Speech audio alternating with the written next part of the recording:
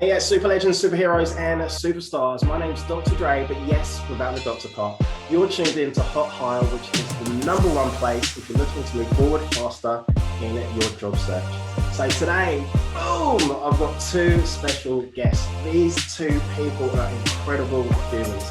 Every time we catch up, they're just a bundle of joy, energy, and fun. And I absolutely love the banter between themselves and also between all of us as well. So I just want to say a big, huge welcome to Nicole Cox and Warrick Bidwell from Tradies in Business. Like we need crowd goes wild. Always Hey, how are do you? that on a podcast. Hey, Dr. Dre. I'm super. Just to lean into your superness, I'm feeling super. How are you? Yeah, I'm awesome. Absolutely awesome. And you, was? I'm also awesome, Dre, but not nearly as awesome as you because no one calls me Dr. Waz. That just sounds a bit freaky, actually. Dr. really Waz don't. is like, I'm going to get this really scary procedure. His name's Dr. Waz. Like you're going to have something cut off.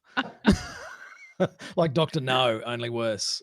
Yeah. We're really not call you yeah. Dr. Was. No.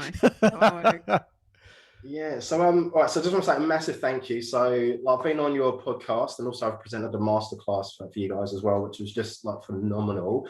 Are you able to tell us a little bit about yourselves and your background and how you, I guess, both come to to work together? And we'll start with you, Nic. Thank you, Andre. How did I come to be? Well, Mum and Dad, I think they met a long time ago. Oh my gosh. Okay, And you reckon my dad jokes are are bad. Your mum jokes are worse. Oh, come on. It was an open door. I had to go walk through it. Look, I have been in and around the trades forever. Dad's a plasterer. My brother's a plasterer. I grew up washing plaster buckets. That's my gag that I use every single time I reintroduce myself at the slave labor rate of 50 cents a bucket. I would do the sweeping on site with Dad on the school holidays or on the weekend. So trades are really part of my blood. I've married a builder, as you well know, Andre. Yeah. My husband's a tradie. I have two sons that are both apprentice carpenters, and I have another son who's working in the trades as well. So we are about as family tradie as you can get. My brother-in-law is also a builder. My father-in-law is a builder. Yeah, there's plenty of tradie blood in our family. A big part of who I am. It's not who I've always been, though. My background prior to that was very strong in pharmacy and sales and management. So very different way to step into the trades, which is pretty typical for a tradie wife. We generally fall into the trades because our husbands are trying to keep all of the balls in the air and it gets a little complicated. So we tend to say, I can do a better job than that and I'll jump in and give you a hand, which is where my journey started within the construction industry in itself. I jumped into my husband's business at the time with his family. And helped out there for a while until we decided to go out on our own, which must be coming up 12 years ago now. And worked, I guess I wouldn't say I played a major role until he had a couple of breakdowns. So the workload was too much. There were a lot of issues within the way the business was being managed. It just became too hard. And he had a couple of breakdowns. And that's when I really stepped in and had to, I guess, figure out how to swim really fast before we both drowned. But managed to do a lot of that. And that's really where Warrick comes into the journey. I had met Warrick previous to that and actually been on his podcast way back when with another business partner. Working as the builder's wife at that time. I was working in and around the trades as a consultant for people wanting to build their own home. So they understood what the process was like and how they could best get what they required from their builders. But then that led into once my builder husband had his breakdown, it led into actually working with a lot of builder wives or tradie wives whose husbands were facing similar battles. So through that process, I'd met Warrick and we brought Warrick on board so that he could work with the builder.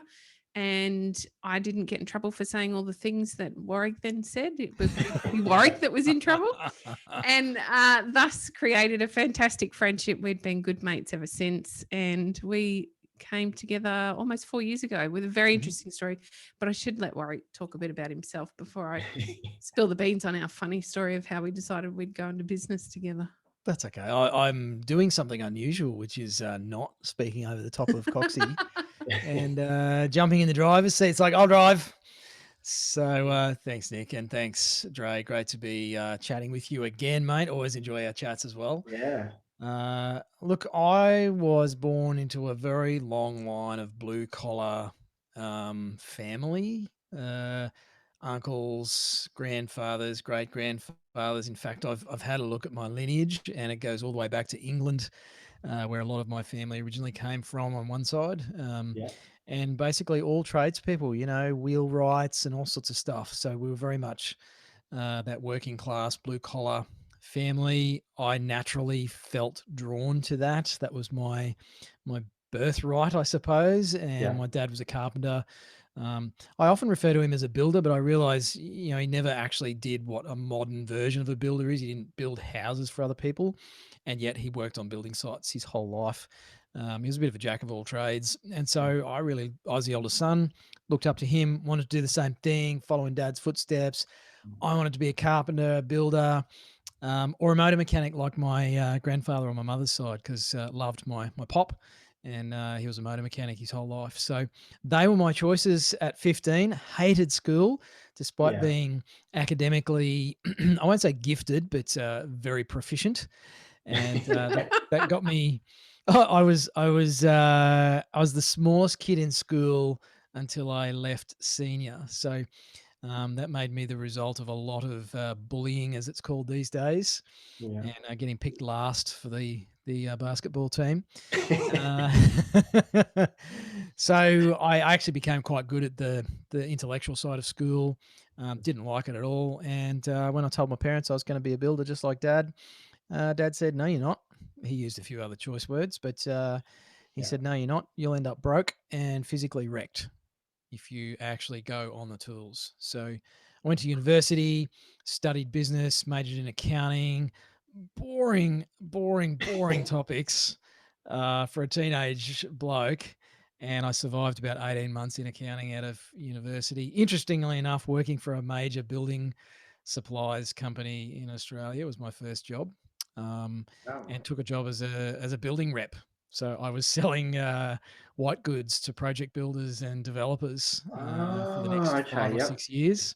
So I got a pretty good insight into the industry and pricing, and dealing with project builders and developers who are just, in the mid 90s, it was cutthroat industry. So that was where I cut my teeth in sales and relationships and all that sort of stuff. Bounced back into finance for a bunch of years, retrained as a financial planner, bought into a firm, built that up, and then sold out of that to become a business coach 13 years ago. Met Coxie, as she said, Yeah. through, I guess, our content creation aspects of our businesses. And then I was sort of at a crossroads with the podcast, with our podcast, which has now been running for 7 years. We're coming up to almost 500 episodes shortly. Oh, congratulations. Thanks, That's mate. crazy. We're That's planning awesome. a big party later in the year. But I was looking for a co-host. I almost ditched the podcast, and I was looking for a co-host, and I was thinking about my direction. I'd been working with trades only for a few years by that stage, and I don't know, had a chat to Nick and said, "Hey, do you want to catch up and see where we're both at?" I can't remember which one of us instigated the meeting.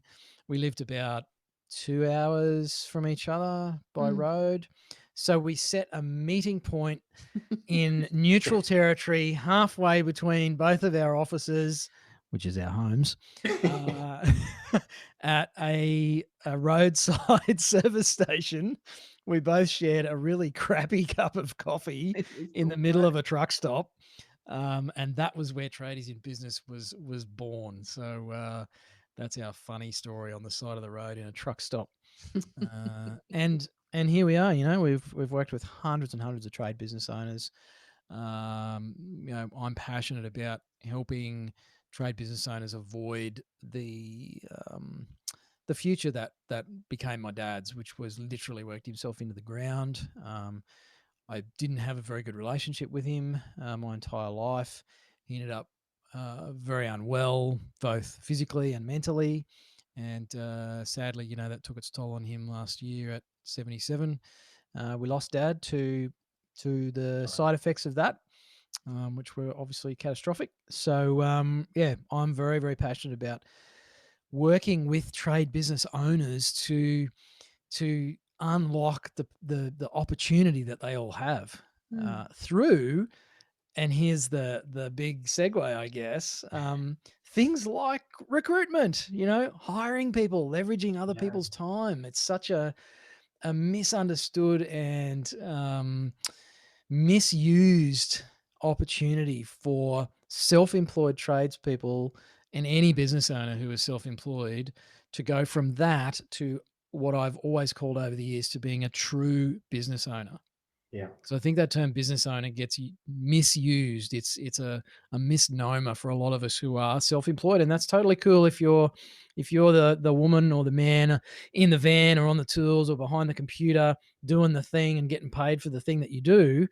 That's sweet. There's some very highly paid self-employed people in the world, and it's not a business. There's a big difference between the two. Trading time for money. Yeah. Absolutely. And the key to that is leverage, looking at leveraging other people's time. And that's your team. That's how the world runs. You look at governments, you look at the military, you look at big organizations, you look at organizations, not for profits, they're leveraging volunteers' time. Any organization or entity that's doing great things often is needing to leverage other people and leverage other people's time. So learning that and getting those things right more often is such a key to fulfilling our vision and our purpose as human beings on this planet. Yeah. So what do you guys think some of the challenges are? Is it just that business owners are too scared to give over some of that control to someone else? Is it that they don't trust that person's going to be able to do a better job than they'll be able to do? Or yeah, I think that's a big part of it, Andre. I think generally we have some pretty negative, or we set about our own negative experiences with employing people very early on because we haven't looked ourselves to find better ways to do things because we don't yet understand we're doing them the wrong way, or we're not capitalizing on the potential that's in front of us. So we tend to set up situations in which team do let us down. And it's really hard then to find and build on that trust within team if we haven't put the right parameters in place in the first place to get the results that we're actually looking for. So if we're not doing things like, making sure we're recruiting well, making sure that we have great training plans in place and we're constantly developing our team, making sure they actually understand what's expected of them and how best to deliver that best result. If we're not really putting all of those parameters in place, they're going to let us down. They don't know how to do any different. It's really up to us as business owners to create the perfect environment for them. So then therefore, they get stuck on that typical hamster wheel of the team continually letting them down. It becomes really hard for them then to make some choices to employ, oh, don't worry about it. I can do it myself. I'll do it quicker. It'll be better. It's less hassle. It's too hard. So I think, firstly, we're not taught when we become a business owner, generally we go through the journey of being a tradie or of working within our business, thinking we can do a better job than the people we're currently working for. So we go out and we start a business in one form or another, and we don't have any of that business knowledge that others do, career business people do. And so therefore we don't know how to make different choices. We don't actually know what a good hiring process looks like, or we don't know how to maintain a team and develop a team that will suit our business. So it's really challenging. I understand it's really difficult. One of my most favorite things about the podcast is that you're giving people the understanding of how to do a great job of employing the right people for their business at the right time. And I guess uncovering some of those steps to getting the results that they are actually looking for rather than the results perhaps they've deserved because of what they've been doing previously. Yeah. So last time we caught up and you guys were asking me my opinion on group interviews and I was like, I don't really like them. And then you guys were telling me that you had just a great experience, which I think's awesome. So I'd love you to be able to share that experience and I guess what were the positives and if there was any sort of like negatives, and that'd be awesome. We saw a bus and we just thought it'd be fun to throw you under it.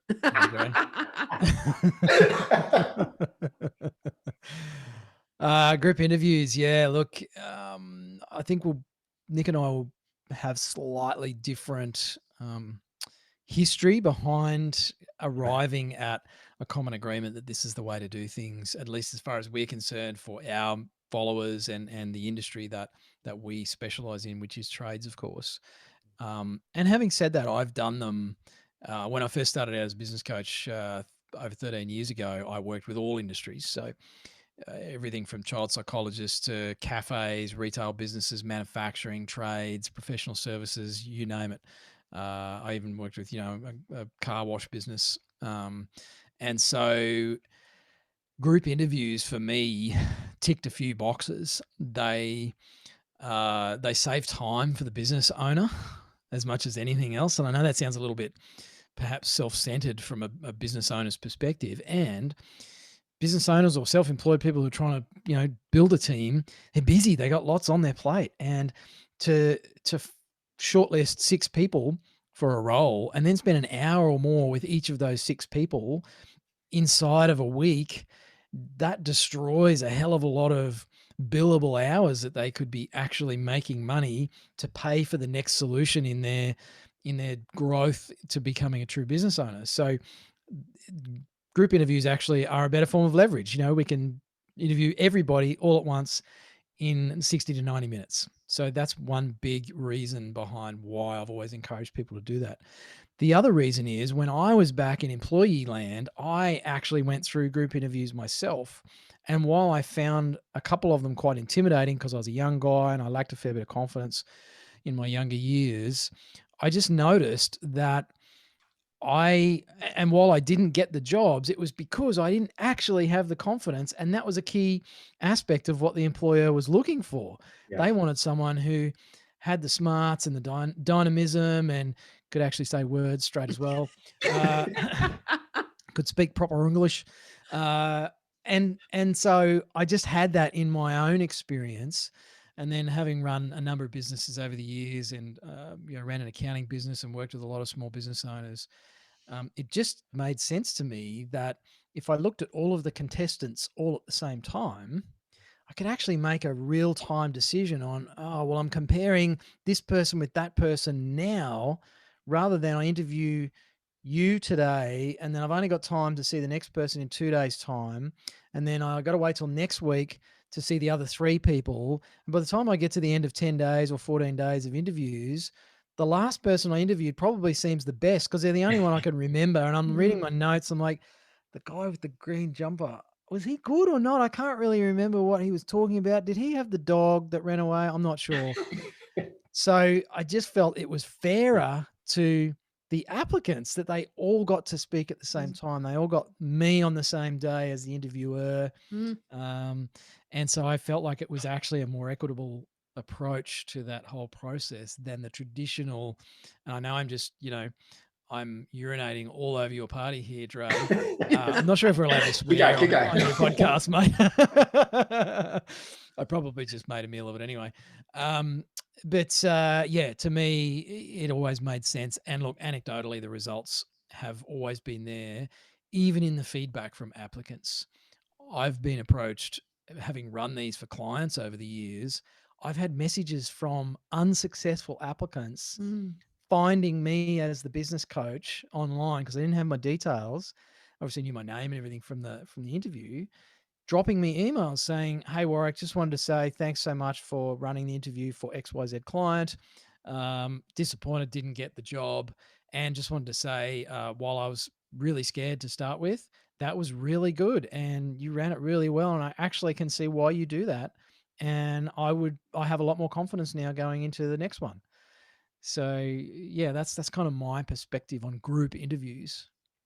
Brilliant. I love that. I came about it in a pretty similar way. I've not actually been a part of a group interview as an employee myself, but in one of my positions, I was running 13 stores within a group. And part of that was assisting with their hiring. And there was an opportunity to spend some time with the head office, and they actually took us through some training around hiring.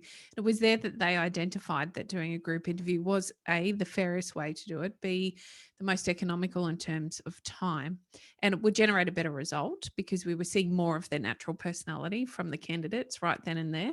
So I've given it a crack a few times within that field. found it a little challenging in the beginning, if I'm honest. It's not, it takes a fair bit of I don't know if confidence is the right word, but it just takes some big kahunas to step up in front of a room full of people and direct the show for a little while. It in the beginning it was a little challenging, but fell into a comfortable space doing it there. Ran them quite regularly because obviously within 13 stores, recruitment is a continuous cycle; it never really finishes, and that's how my journey with that started. Interestingly, though, one of my children actually worked for a McDonald's store and they run Oh, group interviews with kids. He was 14 at the time when he went for the interview. So I actually learned a lot through him in his experience, different ways to make it a little bit more manageable, a little bit more lighthearted. And it's a big part of what Warrick and I do here at Tradies in Business. It's about making the candidates more comfortable so they can give more of themselves as well. It's actually really intimidating for somebody to walk into an interview and it's the interviewer and the interviewee, and that's all there is. There's no space for thinking. There's no downtime to take a breather and pull your confidence back up. So there's actually quite a bit of benefit to all of those within the group interview. The onus, I think, probably is on the interviewer to really bring the energy to the party, to make sure everybody's comfortable, which means you have to be quite confident in it within yourself as well. We regularly run them ourselves together. We run group interviews for our own hiring purposes or for our clients. And we generally recommend, if you can, to have a couple of interviewers there together so you also get to have a bit of a break within that interviewing process, because it's quite hard to be on the whole time as well when it's not something you're doing super regularly. So that's how I started. Ultimately, though, turning that into something I did with Tradies was a real uphill battle, trying to convince the builder that this was a great idea and that Tradies would actually excel in that opportunity. Didn't go well, so I had to do the first one myself, and it was bloody terrifying because I felt like I didn't know enough about what I knew to be able to interview them. And in truth, I guess interviewing is very little about their physical skill set for the job, and it's more about their personality and making sure that they fit within your business and your organizational structure, which is why a group interview is so perfect, because it allows them to really shine through with their personality more so than spending all their time talking, I guess, their skill set up.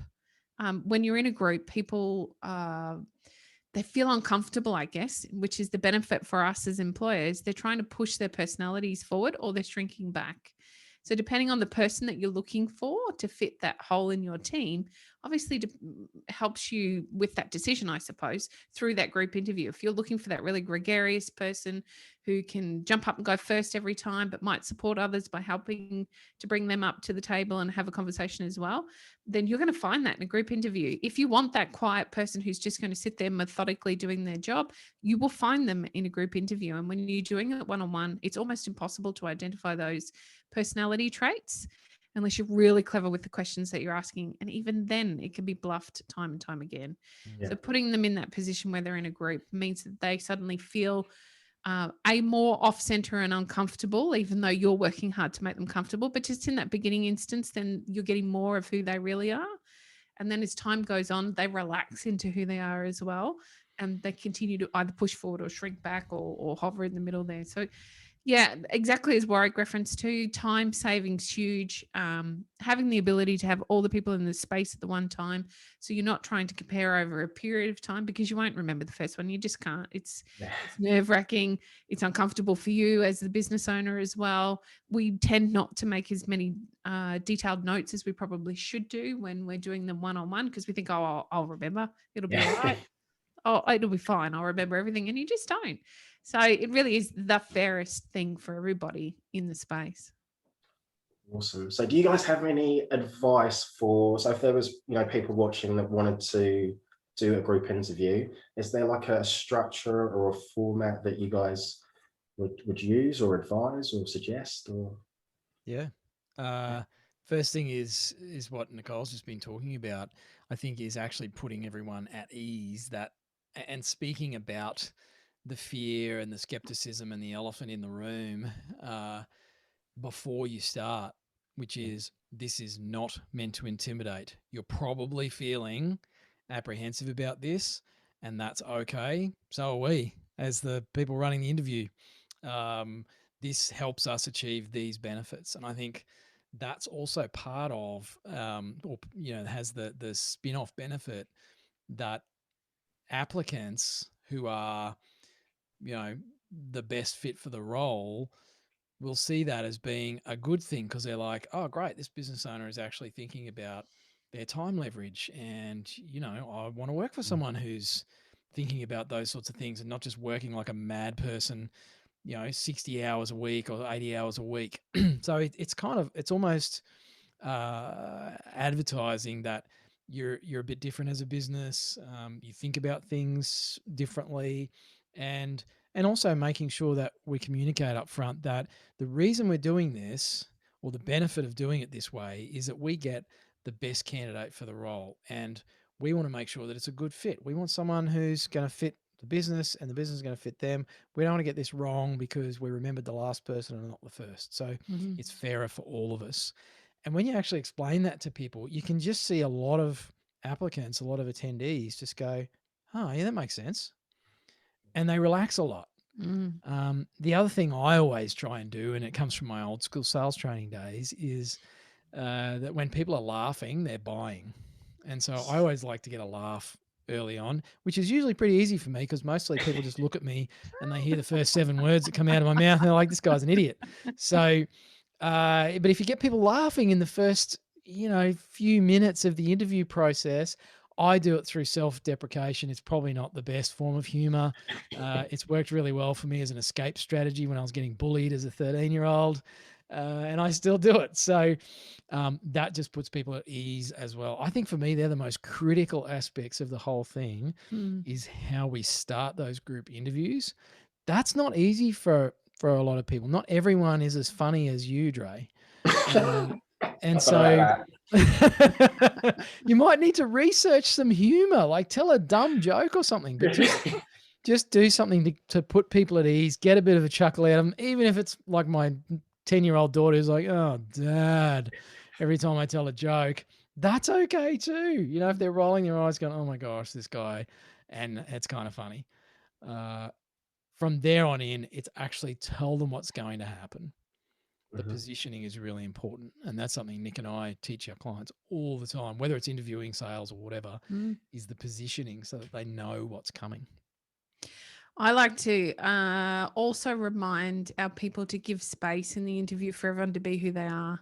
And you can't do that without pausing. Okay, so it's asking a question.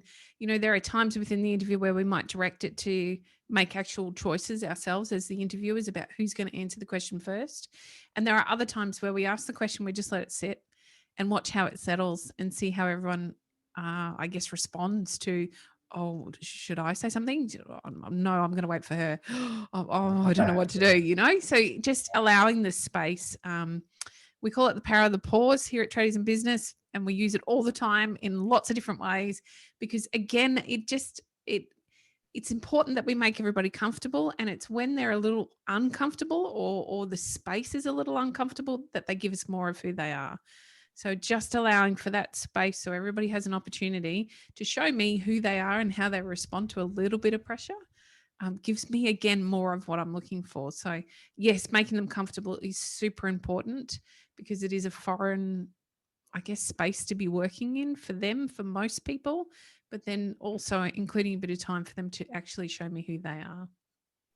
The other thing I'd say, sorry, Dre, is have a written plan to follow. Write out what a meeting agenda, basically. Treat this like a board of directors meeting. You have an agenda, or your local footy club, or whatever it is, whether it's a round ball or egg-shaped one, doesn't matter. If it's real football or just soccer, but write out the agenda that you're going to follow, and have a list of the possible questions that you think you should probably ask, like a menu. Don't ask all of them. Nic and I go through our same list of, I think, about 30 possible interview questions before we run our own or run interviews for clients. And we'll talk about the position that we're interviewing for, the client we're interviewing on behalf of, the sorts of candidates that are on the short list. And we'll actually agree, yeah, I think we should ask this question this time and this one. I don't think that one's relevant. We asked that last time, didn't really land well. And we'll actually come up with a list of maybe 6 or 8 must ask questions for that interview. And then we'll throw some extras in sort of on the fly. Obviously, we've been doing this for a long time. It happens more naturally for us, but have a menu of questions and it's okay to look at your notes. Candidates expect you to have notes and to be taking notes. You're interviewing them. I mean, if I attended an interview and you were just sitting there looking at me and smiling like a weirdo and not writing anything down, I'd be like, are you taking any of this in? How are you going to choose who's best? So don't be afraid to have notes, refer to your notes and your agenda and your questions and write notes down. Nic has a fantastic point about how to remember, in inverted commas, who was who during the session. And here's the power of the pause, people. This is how Nic knows I'm going to take a breath so that she can actually speak. I love it. We practice this a lot in our own little world. I make really detailed notes about who they are, what they reminded me of. So it might be, okay, so guy in green shirt with short haircut, or it might be lady with big nose and red blouse. I'm glad you said nose then. Yeah, I was being careful. But just one characteristic that you really particularly remember or felt from them when you were sitting in the interview with them, because then that's how after you can refer to them in your mind when you're trying to remember who said what, when, how, and why. So I guess the other big thing is these can actually be done on Zoom as well. So we have been running them ourselves online, because we're recruiting for space that's a work at home job anyway. But in times like now in Queensland, we're in lockdown again. We obviously need to keep moving forward in the business. So we do them on Zoom. It's really no big deal. It's definitely harder to make them a little bit more comfortable. And it's definitely harder to get more of their personality out of them. And with some time and space, good questions, and great note taking, you have the ability to do so. You can also record those if everybody consents, which means that you can go back and rewind, take more notes, play, and there's some real benefits there as well, depending on the business. And sometimes you actually just really need to see them in front of you to make sure that they are what you require for your space. But yeah, some good notes about those key characteristics that you see in front of you that will remember or jog that memory later, make a huge difference to, I guess, the ability to recall everything that you need to make those decisions. Absolute gold. You know what? You guys have converted me. So I love group interviews now. What do you guys have going on at the moment, and what's next for like yourselves in the business? So a big thing for us at the moment is we have a webinar coming up on correct me if I'm wrong, it's the 20th of July. We run these in the evening for trade business owners, so they have the opportunity to join us after work once the kids are tucked up into bed or hog-tied in the bedroom, like some of our business owners refer to having to do to the kids just to make it. It starts at 8:00, and it's all about how to cut your quoting time in half. So, we really listen to our trade business owners in our community, and one of their biggest pain points is spending hours upon hours upon hours after they've been on the tools all day long doing quotes for clients, and they rarely turn into work, or they turn into too much work and it's the wrong kind of work. There's no profit. There's all of those, I guess, parameters for them to be considering when they're doing those quotes in the first place. So this webinar is just very much about how to cut that time in half, but still be making fantastic profit and working on wonderful jobs afterwards. Now you can register for that via our Facebook page. Just search Tradies in Business. We pop up everywhere. You'll know it's us because Warrick will be smiling. He'll have his guns out and he'll be ready to go. So if you can't see the guns, then it's not us. They're not licensed. Are you sure? I reckon they're licensed. Not yet. We'll get them trademarked. Yeah, webinars are a great way for us to just spread the love with people who are ready to make change, or they think they need to or would like to, but just don't know what's next. So, we pick some topics to share with the community. So yeah, hit the Facebook page or our website, tradiesinbusiness.com.au, are the two places to find us. And as Nic said, you'll usually catch her with a weird look on her face in our videos. That's so true. You know how the thumbnail always seems to just stop at the wrong place in the video, or Coxie or stop. You do it on purpose. You do it. I know you do it on purpose. It's not because I edit them deliberately and spend hours trying to find a weird look on her face. Awesome, guys. I just want to say, yeah, thank you so much. You have delivered so much gold and you have definitely converted me. So before we wrap up, it's my favorite time of the show. So do you have a dad joke for us to finish on? Well, I think given that we work with tradies, and given my Australian middle-aged, middle-class male penchant for gutter humour, I'm going to borrow one from my 10-year-old daughter. So I'm just going to mash a whole bunch of things together here. We're going to go for some toilet humour. What did one toilet bowl say to the other? Sorry, say that again. What did one toilet bowl say to the other? I don't know. You're looking a bit flushed. Oh, oh no. That is shocking. Oh, I'm I can't believe I embarrassed to didn't be see your that. business I've never partner. heard that. Even I'm if I actually believe just you, kidding. Dre, it's okay.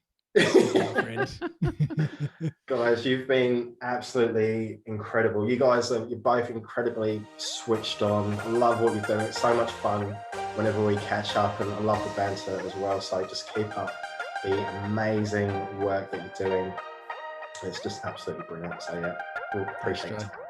Thanks, Always a Dr. pleasure, Dre. mate. Life's too short to be miserable. Isn't that the truth? Yeah. Oh, yeah, that's it. Thanks, Andre. Yeah, thank you. That was gold. Thanks, buddy. We enjoy it. Gold. It's always a pleasure working with you.